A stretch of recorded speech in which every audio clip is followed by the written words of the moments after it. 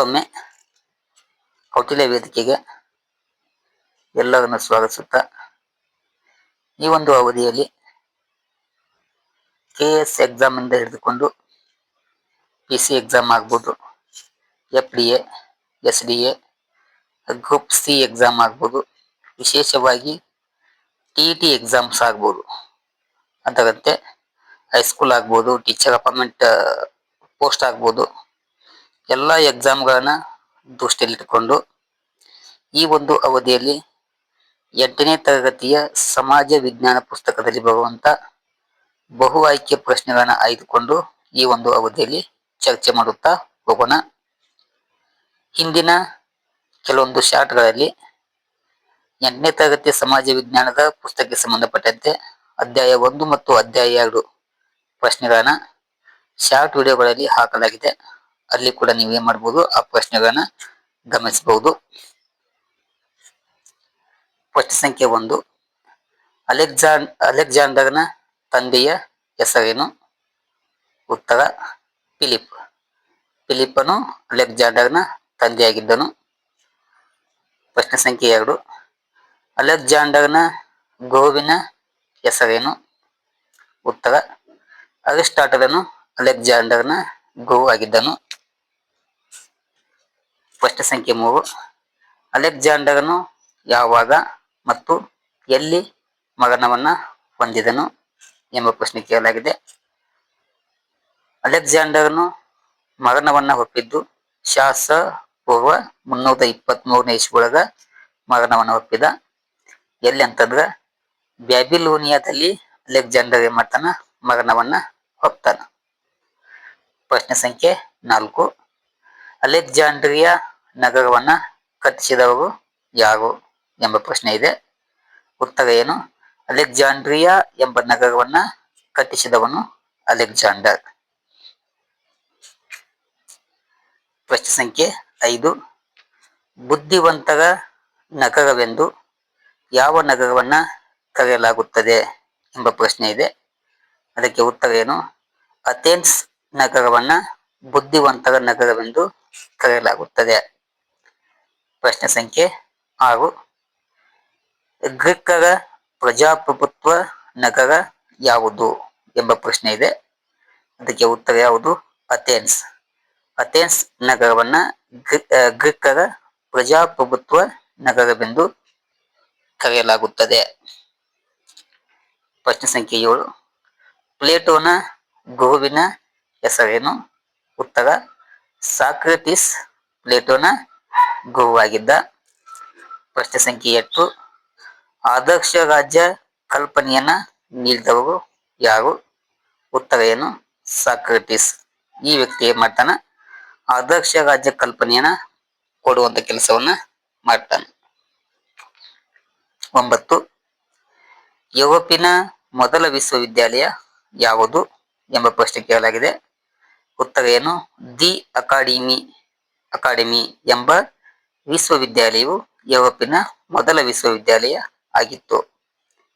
ಪ್ರಶ್ನೆ ಸಂಖ್ಯೆ 10, ಪ್ಲೇಟೋನ ಕೃತಿಗಳು ಯಾವುವು? ಅದಕ್ಕೆ ಉತ್ತರ ಪ್ಲೇಟೋನ ಕೃತಿಗಳು ಒಂದು ದಿ ರಿಪಬ್ಲಿಕ್, ಇನ್ನೊಂದು ಯಾವುದು? The text and history.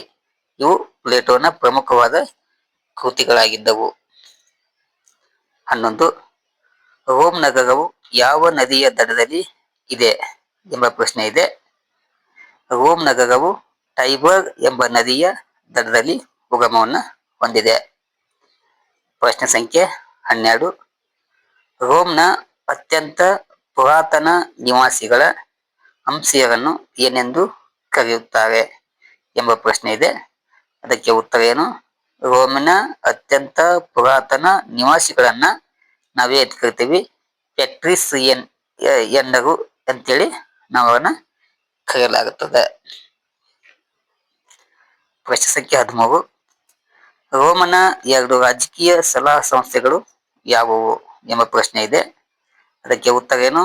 ಒಂದು ಅಸೆಂಬ್ಲಿ ನಾವೇನ್ ಕರಿತೀವಿ ಸಾಮಾನ್ಯ ಸಭೆ ಅಂತ ಕರೀತಾರೆ. ಇನ್ನೊಂದು ಯಾವುದು? ಸೆನೆಟ್. ಆ ಸೆನೆಟ್ಗೆ ಪ್ರತಿಷ್ಠಿತರ ಸಭೆ ಅಂತೇಳಿ ಕರೆಯಲಾಗುತ್ತದೆ. 14. ರೋಮ್ನ 2 ಪ್ರಮುಖ ವರ್ಗಗಳು ಯಾವುವು ಎಂಬ ಪ್ರಶ್ನೆ ಇದೆ. ಅದಕ್ಕೆ ಉತ್ತರ ರೋಮ್ನ 2 ಪ್ರಮುಖ ವರ್ಗಗಳು, ಒಂದು ಪೆಟ್ರಿಸಿಯನ್ನರು, ಅವ್ರು ನಾವೇನ್ ಕರಿತೀವಿ ಸಮಾಜದ ಪ್ರತಿಷ್ಠಿತ ಅಂತ ಕರಿತೀವಿ. ಇನ್ನೊಂದು ಯಾವುದು ಪೆಬ್ಲಿಯನ್, ಇವರನ್ನ ರೋಮ್ ನಗರದ ಸಾಮಾನ್ಯ ವರ್ಗ ಅಂತೇಳಿ ಕರೆಯಲಾಗ್ತದೆ. ಪ್ರಶ್ನೆ ಸಂಖ್ಯೆ 15. ಪ್ರಾಚೀನ ರೋಮಿನ ಕುಸ್ತಿಪಟುಗಳನ್ನು ಏನೆಂದು ಕರೆಯಲಾಗುತ್ತಿತ್ತು ಎಂಬ ಪ್ರಶ್ನೆ ಇದೆ. ಪ್ರಾಚೀನ ರೋಮಿನ ಕುಸ್ತಿಪಟುಗಳನ್ನ ನಾವೇನ್ ಕರಿತೀವಿ ಗ್ಲಾಡಿಯೇಟರ್ ಅಂತೇಳಿ ಕರೆಯಲಾಗ್ತದೆ. ಪ್ರಶ್ನೆ ಸಂಖ್ಯೆ 16. ಜೂಲಿಯಸ್ ಸೀಸರ್ ಪಂಚಾಂಗವನ್ನ ಪರಿಚಯ ಮಾಡಿಕೊಟ್ಟವರು ಯಾರು ಎಂಬ ಪ್ರಶ್ನೆ ಇದೆ. ಅದಕ್ಕೆ ಉತ್ತರ ಯಾವುದು? ರೋಮ್. ಪ್ರಶ್ನೆ ಸಂಖ್ಯೆ 17. ಅಗಸ್ಟಸ್ ಸೀಸರ್ನ ಬಿರುದು ಯಾವುದು? ಆ ವ್ಯಕ್ತಿಯ ಬಿರುದು ಯಾವುದು? ಇಂಪೀರೇಟರ್ ಅಂತೇಳಿ ಆ ವ್ಯಕ್ತಿಯ ಬಿರುದಾಗಿತ್ತು. ಪ್ರಶ್ನೆ ಸಂಖ್ಯೆ 18. ಯಾರ ಕಾಲಾವಧಿಯನ್ನ ರೋಮರ ಸುವರ್ಣ ಯುಗ ಎಂದು ಕರೆಯಲಾಗುತ್ತದೆ ಎಂಬ ಪ್ರಶ್ನೆ ಇದೆ. ಅದಕ್ಕೆ ಉತ್ತರ ಯಾವುದು? ಅಗಸ್ಟಸ್ ಸೀಸರ್ನ ಕಾಲಾವಧಿಯನ್ನ ರೋಮ್ ಸಾಮ್ರಾಜ್ಯದ ಸುವರ್ಣ ಯುಗ ಅಂತೇಳಿ ಕರೆಯಲಾಗುತ್ತದೆ. ಪ್ರಶ್ನೆ ಸಂಖ್ಯೆ 19. ವರ್ಜಿಲನ ಮಹಾಕಾವ್ಯ ಯಾವುದು ಎಂಬ ಪ್ರಶ್ನೆ ಇದೆ. ಅದಕ್ಕೆ ಉತ್ತರ ಯಾವುದು? ಈನಿಯಡ್ ಎಂಬುದು ವರ್ಜಿಲನ ಮಹಾಕಾವ್ಯ ಆಗಿತ್ತು. ಪ್ರಶ್ನೆ ಸಂಖ್ಯೆ 20. ಓವಿಡ್ ಕವಿಯ ಕೃತಿ ಯಾವುದು ಎಂಬ ಪ್ರಶ್ನೆ ಇದೆ. ಓವಿಡ್ ಕವಿಯ ಕೃತಿ ಯಾವತ್ತಂದ್ರ ಮೇಟ್ ಮಾರ್ಕ್ಸಿಸ್ ಎಂಬ ಕೃತಿಯನ್ನ ಓವಿಡ್ ಕವಿಯು ಬರೆಯುವಂತ ಕೆಲಸವನ್ನ ಮಾಡುತ್ತಾನೆ.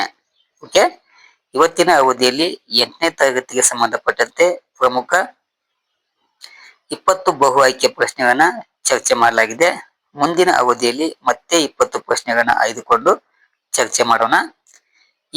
ಈ ವಿಡಿಯೋದಲ್ಲಿ ಬರುವಂತ ಎಲ್ಲಾ ಬಹು ಆಯ್ಕೆ ಪ್ರಶ್ನೆಗಳು ವಿಶೇಷವಾಗಿ ಟಿಇಟಿ ಎಕ್ಸಾಮ್ಸ್ ಆಗ್ಬಹುದು, ಹೈಸ್ಕೂಲ್ ಅಪಾಯಿಂಟ್ಮೆಂಟ್ ಆಗ್ಬಹುದು, ಪ್ರೈಮರಿ ಸ್ಕೂಲ್ ಟೀಚರ್ ಅಪಾಯಿಂಟ್ಮೆಂಟ್ ಆಗ್ಬಹುದು. ಅದನ್ನ ಹೊರತುಪಡಿಸಿ ಉಳಿದೆಲ್ಲ ಎಕ್ಸಾಮ್ಗಳಿಗೆ ಈ ಪ್ರಶ್ನೆಗಳನ್ನ ಪದೇ ಪದೇ ಕೇಳಲಾಗ್ತದೆ. ಅದಕ್ಕೆ ಇವನ್ನ ಸೂಕ್ಷ್ಮವಾಗಿ ಗಮನಿಸಬೇಕಂತೇಳಿ ತಮ್ಮಲ್ಲಿ ವಿನಂತಿಸಿಕೊಳ್ಳುತ್ತೇನೆ. ಓಕೆ, ಈ ಒಂದು ಕ್ಲಾಸ್ ಅನ್ನ ಇಲ್ಲಿಗೆ ಮುಗಿಸ್ತೇನೆ. ಮುಂದಿನ ಒಂದು ಅವಧಿಯಲ್ಲಿ ಮತ್ತೆ 20 ಪ್ರಶ್ನೆಗಳನ್ನ ಚರ್ಚೆ ಮಾಡೋಣ. ಆದಷ್ಟು ಈ ವಿಡಿಯೋನ ನಿಮ್ಮ ಸ್ನೇಹಿತರಿಗೆ ಶೇರ್ ಮಾಡಿ, ಆಮೇಲೆ ಫಾರ್ವರ್ಡ್ ಮಾಡಿ, ಆಮೇಲೆ ಲೈಕ್ ಮಾಡಿ, ಕೊನೆಗೆ ಈ ಚಾನಲ್ ಅನ್ನ ಸಬ್ಸ್ಕ್ರೈಬ್ ಅನ್ನ ಮಾಡ್ಕೊಳ್ಳಿ. Thank you. ನಮಸ್ಕಾರ.